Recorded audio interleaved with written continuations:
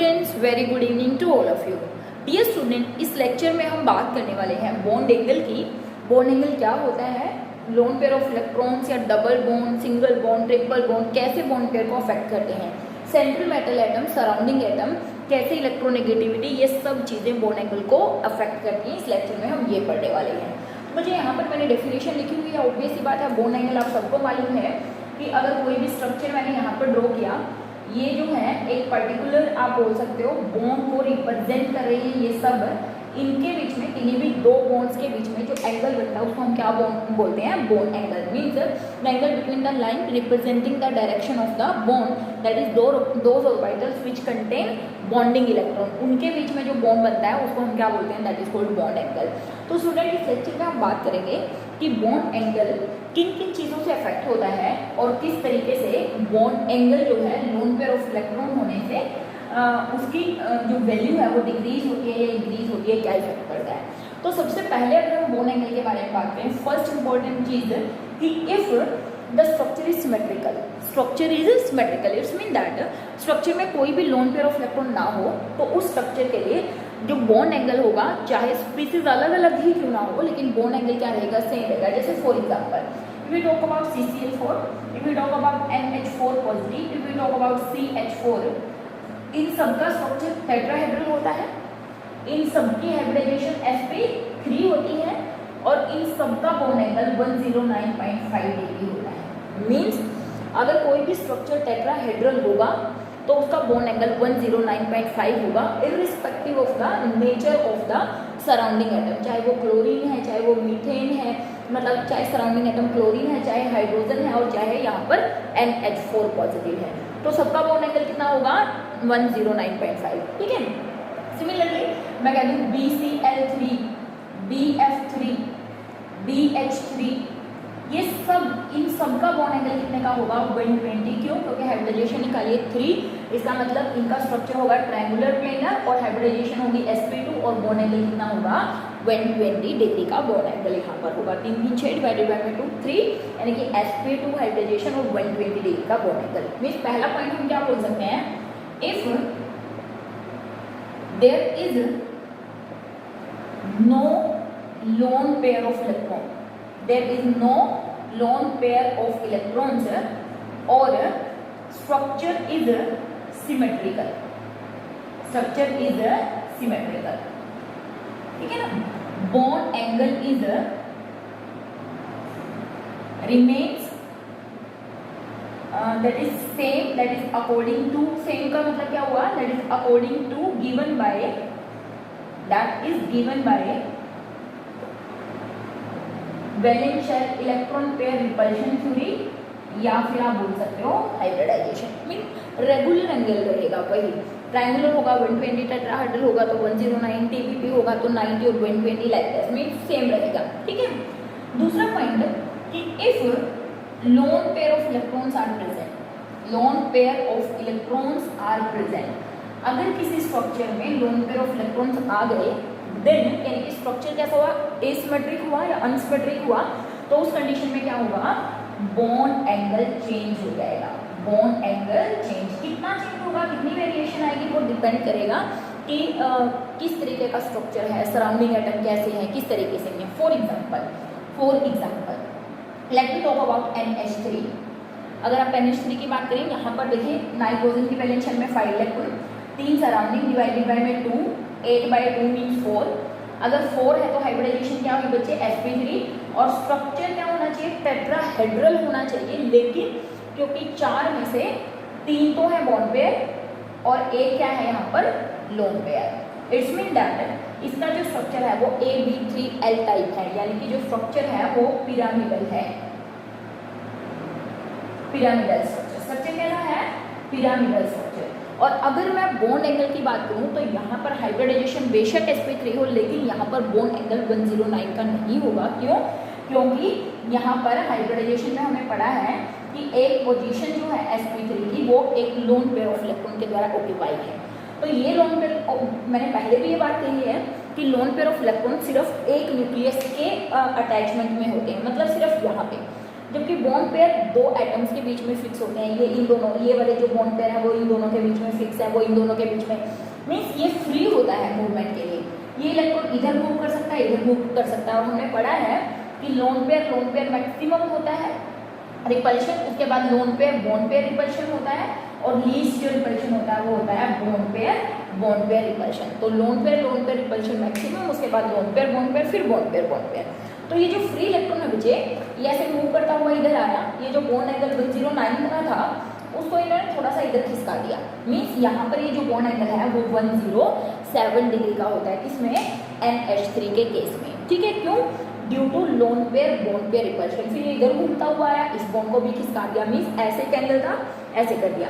अब आप ये सोच रहे होंगे कि बॉन्ड एंगल 107 से ज़्यादा क्यों डिक्रीज नहीं हुआ। देखिए, अगर इतने में 107 है, अगर ये इतना हो जाए, मतलब इससे और ज़्यादा कम होने की कोशिश करेगा, तो बाद में यहाँ पर इन दोनों के बीच में बॉन्ड पेयर रिपल्शन अराइज हो जाएंगे, इसलिए ये एंगल यहाँ पे वापस चला जाएगा। मीन्स हमने पढ़ा हुआ हमेशा कि हमें जो अरेंजमेंट मिलता है वो एक रेगुलर अरेंजमेंट होता है, जिसमें रिपल्शन लीस्ट होता है और स्टेबिलिटी क्या होती है, मैक्सिमम। और ये वो पोजीशन थी जब बॉन्ड एंगल 107 है, जब रिपल्शन लीस्ट है सबके बीच में, lone pair bond pair repulsion के बीच में, और स्टेबिलिटी क्या है, मैक्सिमम है। तो यहाँ 107 पे आकर बॉन्ड एंगल इसलिए रुक जाता है, और ज़्यादा छोटा क्यों नहीं होता, क्योंकि फिर इनके बीच में रिपल्शन होना स्टार्ट हो जाता है। Means lone pair definitely affect करता है किसको, दैट इज बॉन्ड एंगल को, ठीक है।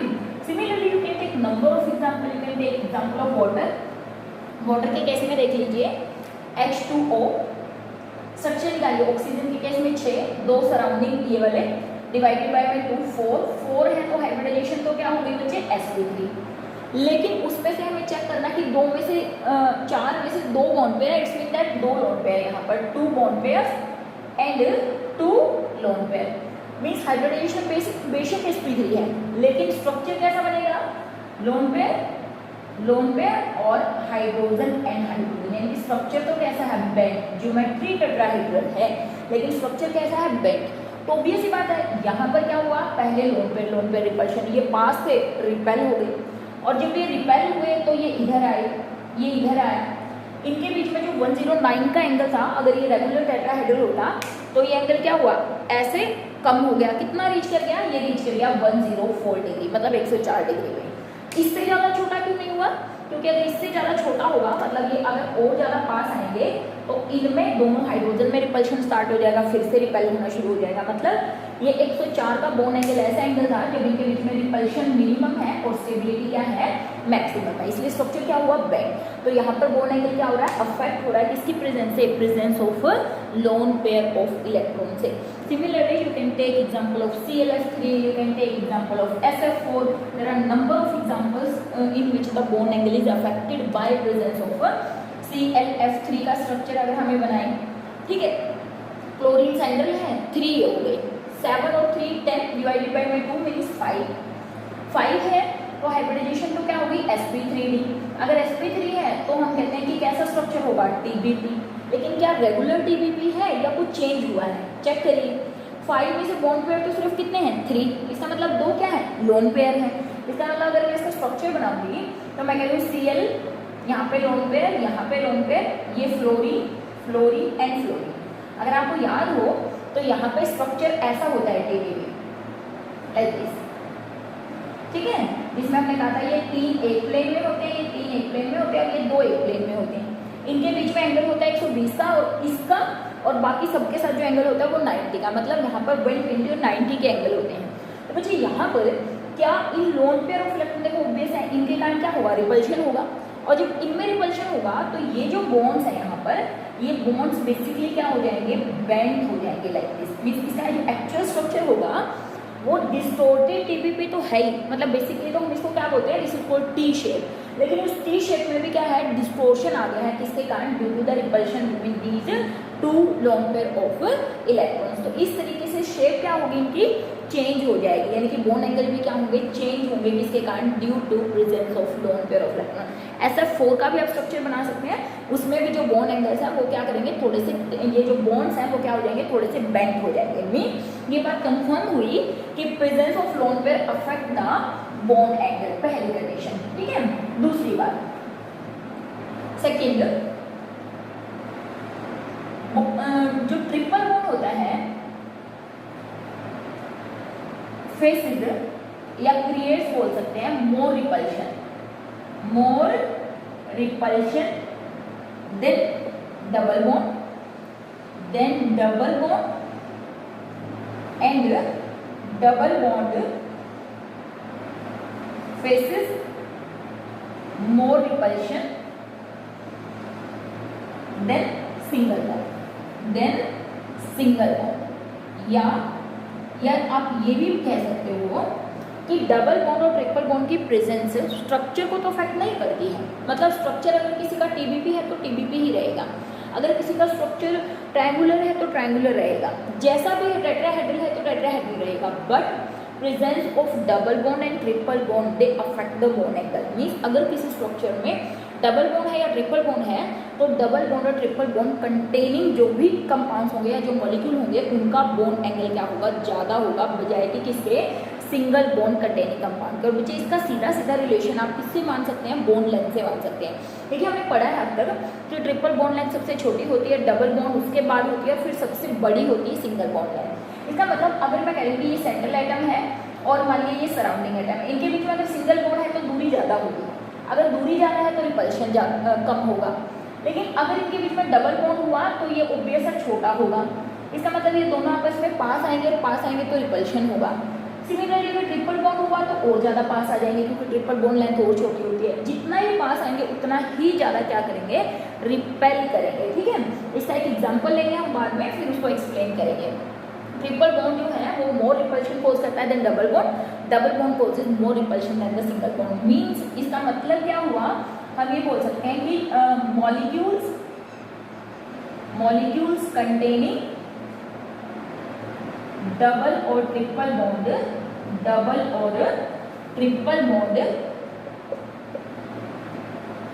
Have more bond angle,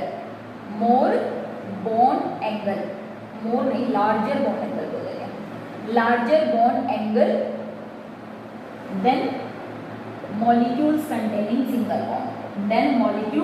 containing single bond. और ये बात बहुत इंपॉर्टेंट है, ठीक है, क्योंकि एक एक्सेप्शन करवाऊंगी मैं आपको बाद में, तब मैं आपको ये समझाऊंगी कि क्यों ऐसा हुआ कि डबल बॉन्ड अगर होगा तो उनमें रिपल्शन क्या होगा, ज़्यादा होगा। एक बॉन्ड ओके सिंगल यहाँ पे रह गया था कंटेनिंग सिंगल बॉन्ड। ठीक है, तो इस बात को ध्यान रखना बिल्कुल इंपॉर्टेंट है ये बात।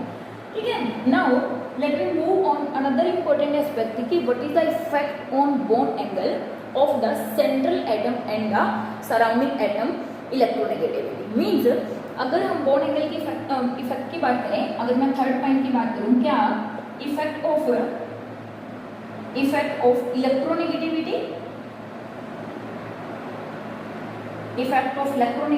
And size of central atom on bond angle के ऊपर सेंट्रल एटम की इलेक्ट्रोनेगेटिविटी और उसके साइज का क्या इफेक्ट पड़ता है। ठीक है, इसको समझने के लिए पहले मैं आपको एक एग्जांपल देती हूँ। For example let me right the hydride of oxygen family H2O, H2S, H2SC, H2TE, है ना, ये सब क्या है, ऑक्सीजन फैमिली के हाइड्राइड है। अगर आप इन सबका स्ट्रक्चर निकालेंगे, देखिए ऑक्सीजन का जनरल इलेक्ट्रॉनिक कॉन्फिगरेशन होता है NH2NP4 इनकी लाइन का, तो इसका मतलब वैलेंस शेल में 6 इलेक्ट्रॉन होते हैं, सबके 6 होते हैं और 2 है सराउंडिंग, तो टोटल हुए 8 और 8 हुए तो डिवाइडेड बाय में 2 यानी कि 4, और 4 में से मैं आपको करके दिखाऊँ या आप समझ पा रहे हैं, एक का करके दिखा देते हैं। देखिए ऑक्सीजन की वैलेंस शेल में 6, सल्फर की वैलेंस शेल में 6, सेलेनियम की में 6, टेल्यूरियम की में 6, सब में दोनों में 2 सराउंडिंग एटम है, डिवाइडेड बाय में 2 मींस वैल्यू कितनी आई 4। इसका मतलब सबकी हाइब्रिडाइजेशन क्या हुई, sp3 सबकी, क्योंकि सब में सेम कॉन्सेप्ट है। अगर हाइब्रिडाइजेशन sp3 हुई उसमें से चेक करो 4 में से सराउंडिंग तो सबके कितने हैं 2, इसका मतलब 2 बॉन्ड पेयर और 2 लोन पेयर। वाटर का तो स्ट्रक्चर हमने बनाया था, हमें स्ट्रक्चर कैसा बनेगा, like this, oxygen lone pair hydrogen and hydrogen. Then यहाँ पे अगर H2S का बनाएंगे तो sulphur lone pair hydrogen and hydrogen. अगर अगले का बनाएंगे selenium lone pair hydrogen and hydrogen. में सबका स्ट्रक्चर कैसा है, बेंट है, तो मीन सबके बॉन्ड एंगल कैसे होने चाहिए, एक जैसे होने चाहिए। लेकिन बच्चे यहाँ पर वाटर का बॉन्ड एंगल तो हमें मालूम है कितना होता है, 104 होता है। H2S का बॉन्ड एंगल होता है वो होता है 92.4। और H2SE का होता है 91 और इसका होता है लगभग 90.5 के अराउंड, ठीक है। इसका कितना होता है 90.5 के अराउंड, मीन्स 104, 92, 91 और 90, ठीक है। इट्स मीन दैट स्ट्रक्चर सबका सेम है, हाइब्रिडाइजेशन सबकी सेम है, in spite of that bond angle क्या कर रहा है, डिक्रीज कर रहा है। अब देखिए ऐसा क्यों हुआ, ये हम एक्सप्लेन करने के लिए बात करेंगे इसकी कि किस तरीके से सेंट्रल एटम की इलेक्ट्रोनेगेटिविटी बॉन्ड एंगल को अफेक्ट करती है, उसका साइज अफेक्ट करता है। तो इसके लिए बेटा सबसे पहले तो नोट करके एक बात लिख लीजिए कि अगर सेंट्रल एटम और सराउंडिंग एटम के बीच में जितना अट्रैक्शन होगा उतना ही रिपल्शन होगा, और जितना रिपल्शन होगा उतना ही बॉन्ड एंगल बड़ा होगा, ठीक है ना। क्या कहा हमने, मोर द अट्रैक्शन किसके बीच में, between central atom and surrounding atom, more the attraction between the central atom and surrounding atom, more will be the repulsion and more will be the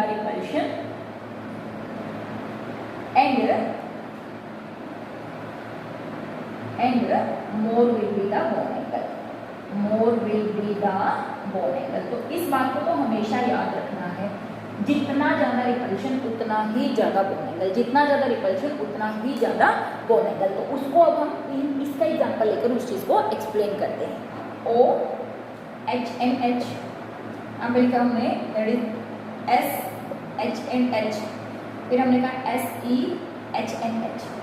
देखिए ऑक्सीजन का साइज हमने कहा इतना बड़ा है, sulphur का साइज इतना बड़ा है, सिलीनियम का साइज इतना बड़ा है, हाइड्रोजन का साइज तो जितना है वो तो नॉर्मल रहेगा ही, क्योंकि हाइड्रोजन सराउंडिंग एटम का साइज तो सेम है। तो बच्चे यहाँ पर देखिए हो क्या रहा है, oxygen is more electronegative than hydrogen. सबको मालूम है कि ऑक्सीजन ज़्यादा इलेक्ट्रोनेगेटिव है हाइड्रोजन से, तो ये क्या करेगा, इन दोनों हाइड्रोजन को अपनी तरफ अट्रैक्ट करेगा, ठीक है। इन दोनों हाइड्रोजन को क्या करेगा, अपनी तरफ अट्रैक्ट करेगा। और जब ऐसा होगा तो देखिए इसका एक तो साइज छोटा, इसका मतलब ये दो हाइड्रोजन जो थे ये इसके काफ़ी पास चले जाएंगे, लाइक दिस। इनके बीच में पहले इतना बड़ा बॉन्ड एंगल था, लेकिन अब जब ये पास चले गए तो इनके बीच का ये जो डिस्टेंस है वो क्या हो गया, कम। क्यों, क्योंकि ऑक्सीजन ज़्यादा इलेक्ट्रोनेगेटिव था, इसने इनको अपने पास बुला दिया। और क्योंकि ऑक्सीजन का साइज छोटा था इसलिए पास चले भी गए और ऑक्सीजन ज़्यादा इलेक्ट्रोनेगेटिव था। उससे क्या हुआ, यहाँ पर बॉन्ड पेयर रिपल्शन अराइज हो गया। क्या अराइज हुआ, बॉन्ड पेयर रिपल्शन। देखिए यहाँ पर लोन पेयर का इफेक्ट हम क्यों नहीं देख रहे, क्योंकि लोन पेयर तो सब में दो है, everyone have 2 lone pair of electrons, ठीक है ना। इसमें भी सब में 2 लोन पेयर हैं, तो लोन पेयर के कारण तो जो डिक्रीज होना था वो होना ही है। लेकिन यहाँ पर किसके कारण डिक्रीज हो रहा है, सेंट्रल एटम की इलेक्ट्रोनेगेटिव और उसके साइज के कारण। तो यहाँ पर क्या हुआ, बॉन्ड पेयर रिपल्शन अराइज, और मैंने लिखा है कि जितना अट्रैक्शन उतना ही रिपल्शन, जितना ये इसको अपने पास बुलाएगा उतना ही रिपेल करेगा। इसका मतलब ये जितने पास बुलाए थे उन हाइड्रोजन को उतना ही दूर फेंक देगा, जिसके कारण इनके बीच का जो बॉन्ड एंगल होगा वो क्या हो जाएगा, बढ़ जाएगा, ठीक है ना। बॉन्ड एंगल क्या होगा, बढ़ जाएगा। बढ़ने का मतलब ये हुआ कि 109 था, उससे तो घटकर लोन पेयर के कारण क्या आया 104। लेकिन अगर मुझे इनमें एक्सप्लेनेशन देनी है कि क्यों घट रहा है, उसकी हम यहाँ पर बात कर रहे हैं। तो यहाँ पे बॉन्ड एंगल कितना हुआ 104 का, ठीक है। फिर आप आ जाइए यहाँ पर, देखिए sulphur less electronegative than oxygen but still little bit more electronegative than hydrogen. तो वो क्या करेगा, इन हाइड्रोजन को अपने पास बुलाएगा। सल्फर जो कि बड़ा था, इन हाइड्रोजन को क्या किया, अपने पास बुलाया। लेकिन ये इनको ज़्यादा पास नहीं बुला पाया। क्यों, क्योंकि ज़्यादा पास बुलाता, क्योंकि इसका खुद का जो साइज़ है वो इतना बड़ा है कि ये ज़्यादा पास जा ही नहीं पाएंगे, क्योंकि इसका इतना बड़ा पेट है, जिसके कारण यहाँ पर क्या होगा, रिपल्शन, मतलब ये और ज़्यादा पास जा नहीं पाएंगे, ठीक है। इसका मतलब इसकी इलेक्ट्रोनेगेटिविटी भी कम है, इलेक्ट्रोनेगेटिविटी भी क्या है, कम है, मतलब लेस अट्रैक्ट करेगा, लेस रिपेल करेगा, मतलब less the attraction laser will be the repulsion. Similarly selenium के केस में चले गए, इसकी तो इलेक्ट्रोनेगेटिविटी और कम है, मतलब हाइड्रोजन की और सिलीनियम की इलेक्ट्रोनेगेटिविटी में अगर आप देखो तो मेरे ख्याल से सिलीनियम की कम ही होगी। तो इसका मतलब ये हाइड्रोजन इसकी तरफ नहीं जाएंगे और ना ही जाएंगे तो ना ही रिपेल होंगे, मतलब इनके बीच में एक नॉर्मल जो बॉन्ड एंगल होना चाहिए था वो नॉर्मल बॉन्ड एंगल है। इसका मतलब ये हुआ कि अगर सेंट्रल एटम की इलेक्ट्रोनेगेटिविटी डिक्रीज करेगी और उसका साइज इंक्रीज करेगा तो उनके बीच का बॉन्ड एंगल क्या करेगा, डिक्रीज करेगा। मतलब इंपॉर्टेंट कॉन्सेप्ट क्या निकला यहाँ से, क्या निकल कर आया इफ इलेक्ट्रोनेगेटिविटी, काई लिख रही हूँ मैं इलेक्ट्रोनेगेटिविटी के लिए, electronegativity of central atom decrease and it's size increase, it's size increase. तो हमने क्या कहा, bond angle also decrease, bond angle also decrease. ठीक है, इसी तरीके से आप इसको एक्सप्लेन करने के लिए इसी बात को आप एग्जांपल ले सकते हो, हाइड्राइड ले सकते हो किसके, नाइट्रोजन फैमिली के। For example let me talk about NH3, PH3, ASH3, SBH3 like this. ठीक है, सबका स्ट्रक्चर सेम है क्योंकि सबकी वैलेंस शेल में 5 5 5 5, सबकी वैलेंस शेल में 5 इलेक्ट्रॉन, सबके पास 3 सराउंडिंग एटम, 5 + 3 8 डिवाइडेड बाय में 2 4, मतलब सबकी हाइब्रिडाइजेशन sp3, लेकिन स्ट्रक्चर कैसा है, पिरामिडल। स्ट्रक्चर कैसा है, पिरामिडल। अभी मैंने बनाया भी था, NH3 का मैंने बनाया था, PH3 का बना देती हूँ कि यहाँ पे लोन पे हाइड्रोजन हाइड्रोजन हाइड्रोजन, अब यहाँ पे AS रख दो, यहाँ पे SP रख दो, सेम इफेक्ट है। आप यहाँ से जब डाउन द ग्रुप जा रहे हैं तो यहाँ पर बोन एंगल देखिए, NH3 के केस में जो बोन एंगल होता है 107 होता है, हमने पहले भी डिस्कस किया था। PH3 के केस में 93.4 होता है, इसके केस में 91.5 होता है, इसके केस में 91 समथिंग यानी कि 2 होता है शायद, 91.2। मीन्स सारे के सारे ऐसा नहीं है कि सारे के सारे बोन एंगल हमने क्रैम करने हैं, लेकिन एक हल्का सा आइडिया रखना है कि अगर सेंट्रल एटम की इलेक्ट्रोनेगेटिविटी डिक्रीज हो रही है और उसका साइज अगर इंक्रीज हो रहा है तो बोन एंगल भी क्या करेंगे, डिक्रीज करेंगे। इसका रीजन क्या है कि सेंट्रल एटम जितना ज़्यादा इलेक्ट्रोनेगेटिव होगा वो सराउंडिंग एटम को अपनी तरफ उतना ही खींचेगा, और जितना वो अपनी तरफ अट्रैक्ट करेगा उतना ही जोर से रिपल्शन करेगा, और जितना रिपल्शन होगा उतनी ही इलेक्ट्रोनेगेटिविटी क्या, उतनी ही क्या होगा, बोन एंगल क्या होगा, ज़्यादा होगा। More the repulsion more will be the bone angle. Reverse करके भी चेक कर सकते हैं, जिसकी सेंट्रल इलेक्ट्रोनेगेटिविटी कम हो, कम अट्रैक्ट करेगा, कम रिपेल करेगा। इलेक्ट्रोनेगेटिविटी बढ़ रही है, रिपल्शन बढ़ रहा है, इसलिए बोन एंगल भी क्या हो रहा है, इंक्रीज हो रहा है। तो ये याद रखना है कि Y NH3 have greater bond angle than PH3, ASH3, ASBH3 and so on। ठीक है, तो नेक्स्ट जो हम पॉइंट डिस्कस करेंगे वो क्या है, effect of electronegativity and size of surrounding atom. Effect of electronegativity and size of surrounding atom, size of surrounding atom.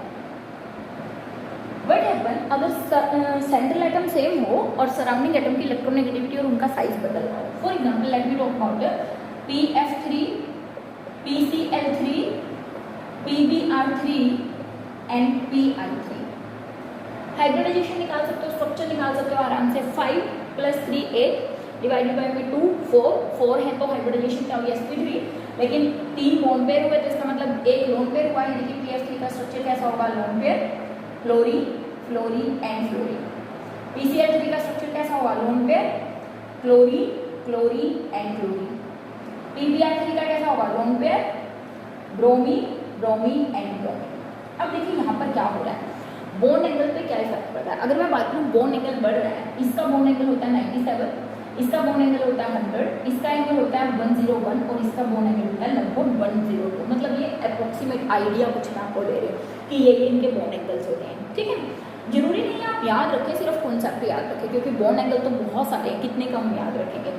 तो यहाँ पर देखिए हो क्या रहा है, देखिए सबसे पहले तो फ्लोरीन था छोटा साइज एंड वेरी इलेक्ट्रोनेगेटिव, यानी कि most electronegative element of the periodic table. Means phosphorus से फ्लोरीन ज़्यादा इलेक्ट्रोनेगेटिव है, ये इसकी तरफ जाएगा नहीं, ये खुद इस बॉन्ड पेयर को अपनी तरफ खींचेगा। मतलब तीनों के तीनों फ्लोरीन छोटे भी हैं और एक निश्चित डिस्टेंस पर खड़े हुए हैं, दूरी पर, ये इसकी तरफ जा नहीं रहे हैं।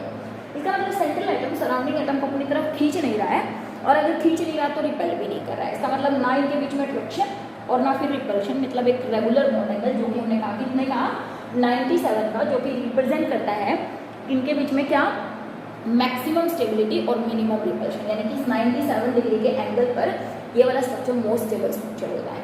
फिर देखिए क्लोरीन का साइज बढ़ गया, क्लोरीन का साइज क्या हुआ, बढ़ गया।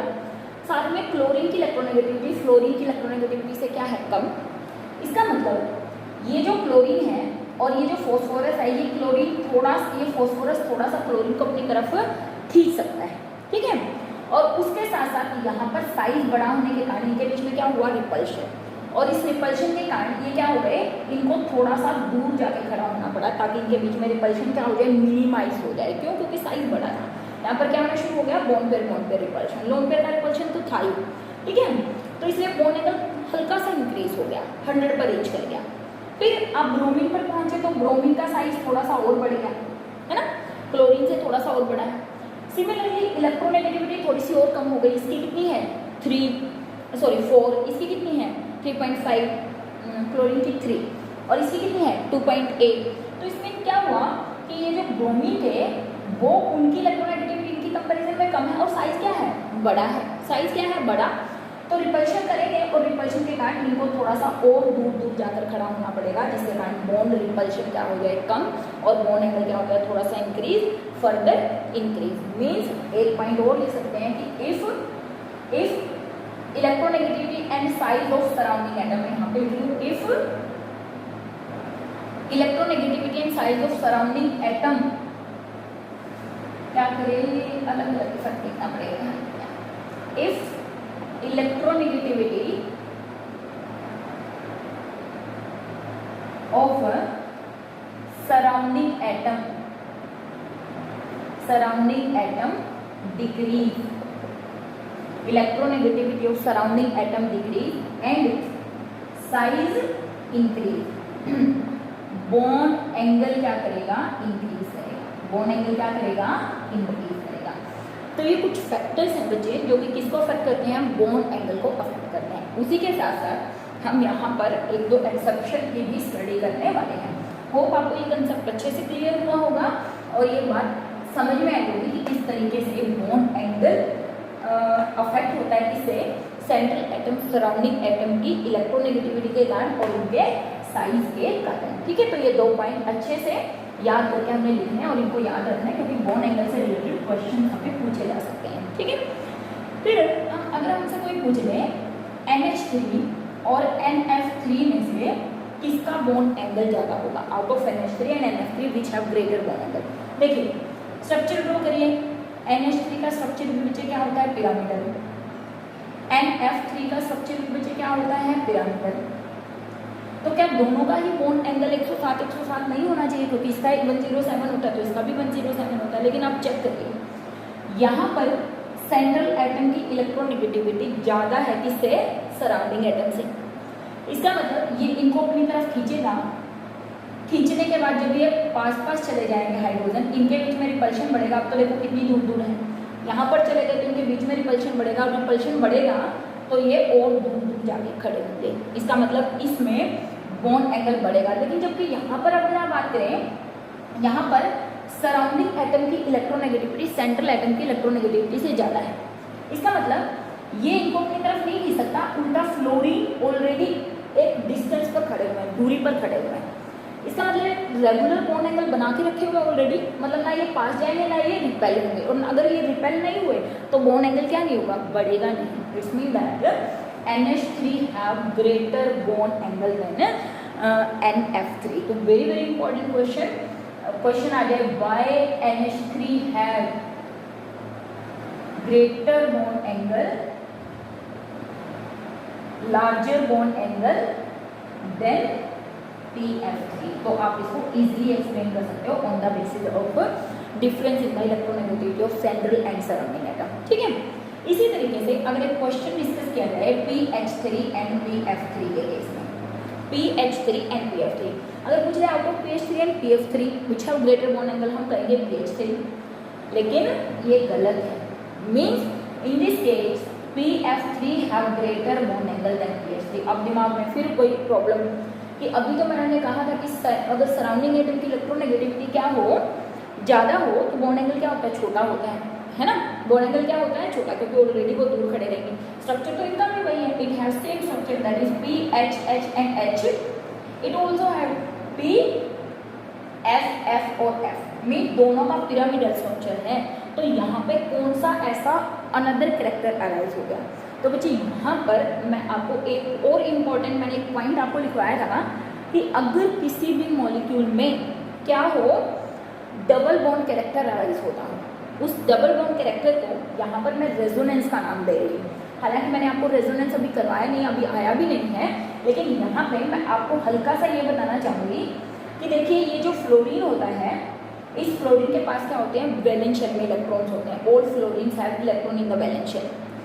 और ये जो P होता है, इस P के पास एम्प्टी d ऑर्बिटल होता है, क्योंकि P जो है वो सेकेंड पीरियड में लाई करता है और थर्ड पीरियड में लाई करता है, सॉरी। और जो फॉस्फोरस के पास एम्प्टी d ऑर्बिटल है, उसके पास टेंडेंसी होती है क्या करने की, इलेक्ट्रॉन को अपने पास मतलब रख सकता है, डबल बॉन्ड बना सकता है। तो यहाँ पे बच्चे होता क्या है, यहाँ पे फॉस्फोरस और फ्लोरीन के बीच में डबल बॉन्ड कैरेक्टर, कभी इस फॉस्फोरस और इस फ्लोरीन के बीच में डबल बॉन्ड, कभी इसके बीच में और इसके बीच में डबल बॉन्ड, और कभी इसके बीच में और इसके बीच में डबल बॉन्ड। इस प्रोसेस को रेजोनेंस बोलते हैं। और रेजोनेंस का कॉन्सेप्ट जो है हम थोड़ा सा बाद में समझेंगे कि रेजोनेंस होता क्या है। और रेजोनेंस के कारण यहाँ पर क्या आ जाता है, there is double bond between phosphorus and fluorine, phosphorus and fluorine. मतलब ये अपने लोन पेयर ऑफ इलेक्ट्रॉन इसके एम्प्टी d ऑर्बिटल में डोनेट करके कभी ये इसके साथ डबल बॉन्ड, कभी इसके साथ, कभी इसके साथ। लेकिन यहाँ पर अगर आप देखिए, इस हाइड्रोजन के पास कोई लोन पेयर ऑफ इलेक्ट्रॉन है नहीं, मतलब यहाँ पर पॉसिबिलिटी ही नहीं है कि डबल बॉन्ड बन जाए, ठीक है ना। यहाँ पर there is no possibility of formation of double bond. तो इसमें दैट अभी मैंने आपको स्टार्टिंग में एक पॉइंट लिखाया था कि अगर किसी मॉलिक्यूल में डबल बॉन्ड बनता होगा तो डबल बॉन्ड होगा छोटा in comparison to single bond, यानी कि इससे छोटा है ये वाला बॉन्ड। अगर छोटा है तो ये इसके पास चला जाएगा, मजबूरी है, क्योंकि डबल बॉन्ड छोटी बॉन्ड लेंथ होती है। अगर ये इसके पास जाएगा तो फिर रिपल्शन बढ़ जाएगा, और अगर रिपल्शन बढ़ेगा तो बॉन्ड एंगल भी क्या होगा, बढ़ेगा। इसीलिए एक एक्सेप्शनल बिहेवियर शो करता है कि PF3 have greater bond angle than PH3 due to resonance, that is occurrence of double bond character between phosphorus and fluorine, because fluorine have lone pair of electron and phosphorus have empty d orbital in which it can accommodate the electron donated by fluorine. Hence, due to this double bond character, repulsion arises, and due to this repulsion, bond angle also increases. तो इस exception को तो पक्का ही याद रखना। ये भी याद रखना कि QNH3 का NF3 का होता है, इससे ज़्यादा होता है, और फिर कुछ वेरिएशंस हमने करी हैं रिलेटेड टू बॉन्ड एंगल। तो स्टूडेंट होप आपको ये लेक्चर अच्छे से समझ में आया होगा, और बॉन्ड एंगल से रिलेटेड काफ़ी सारे क्वेश्चंस हमारे आते हैं, तो उनको अच्छे तरीके से कर लीजिएगा। अगर आपको किसी भी क्वेश्चन में कोई डाउट है, आप कमेंट सेक्शन में क्वेश्चन पूछ सकते हैं। अगर आपको समझ में आ रहा है तो बहुत अच्छी बात है, अगर नहीं आ रहा तो भी आप मुझसे पूछ सकते हैं। तो मिलेंगे बच्चों नेक्स्ट लेक्चर में, तब तक हैव अ नाइस डे।